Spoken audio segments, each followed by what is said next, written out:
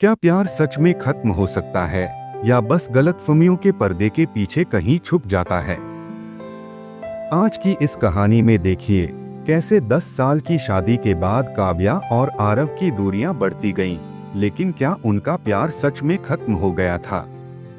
आइए जानते हैं। इस इमोशन सफर में रात का सन्नाटा था। कमरे में घड़ी की टिक टिक के अलावा कोई आवाज नहीं थी। काव्या और आरव आमने सामने बैठे थे, लेकिन दोनों के बीच दूरियों का एक अदृश्य पहाड़ खड़ा था। शादी को 10 साल हो चुके थे, लेकिन अब वो प्यार और अपनापन कहीं खोसा गया था। रोज की तरह आज भी बहस हुई थी। दोनों एक दूसरे को समझाने के बजाय अपनी अपनी बात पर अड़े थे। काव्या की आंखों में आंसू थे, लेकिन अब आरव पर उसका असर नहीं होता था। आरव ने गहरी सांस ली और बोला, शायद अब साथ रहने का कोई मतलब नहीं है।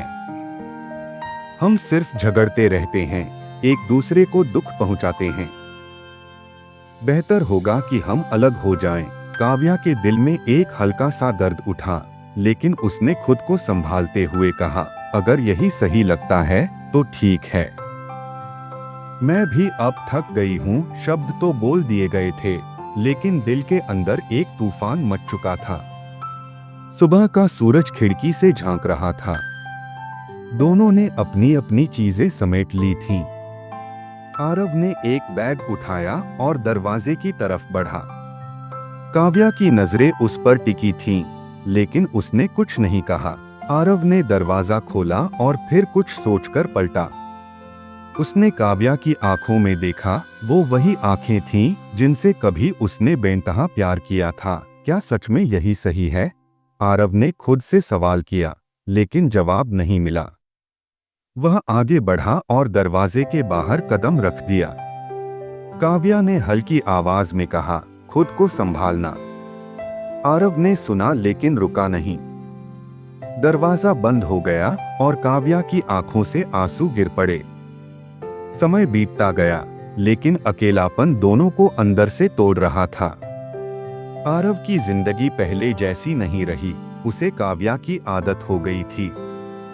हर छोटी बात पर उसे काव्या की याद आ जाती। वो मुस्कुराती, लड़ती, जिद करती। अब सब यादें बन चुकी थीं। काव्या भी अकेलेपन से लड़ रही थी। उसका मन अक्सर पुरानी बातों में खो जाता, जब आरव उसकी पसंदीदा चाय बनाकर उसे चौंका देता था। एक दिन बारिश हो रही थी। आरव ऑफिस से लौट रहा था, जब उसकी नजर सड़क के दूसरी तरफ खड़ी एक लड़की पर पड़ी।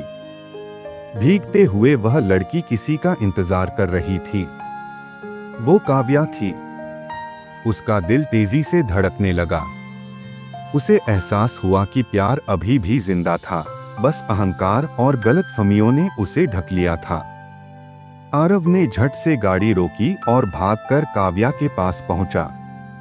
घर चलें? उसने कांपती आवाज में पूछा। काव्या की आंखें नम थीं, लेकिन होठों पर हल्की मुस्कान थी। उसने धीरे से सिर हिला दिया।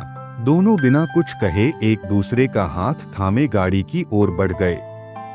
बारिश अब भी हो रही थी, लेकिन अब वो उन्हें ठंड नहीं बल्कि सुकून दे रही थी। कभी कभी हम अहंकार और गलतफहमियों में अपनों को खो देते हैं, लेकिन अगर प्यार सच्चा हो तो वो लौटकर जरूर आता है। आपको ये कहानी कैसी लगी? अपने विचार हमें कमेंट में बताएं। और अगर ऐसी ही दिल छू लेने वाली कहानियां देखना चाहते हैं तो हमारे चैनल को सब्सक्राइब करें, वीडियो को लाइक करें और शेयर करना न भूलें। मिलते हैं अगली कहानी में।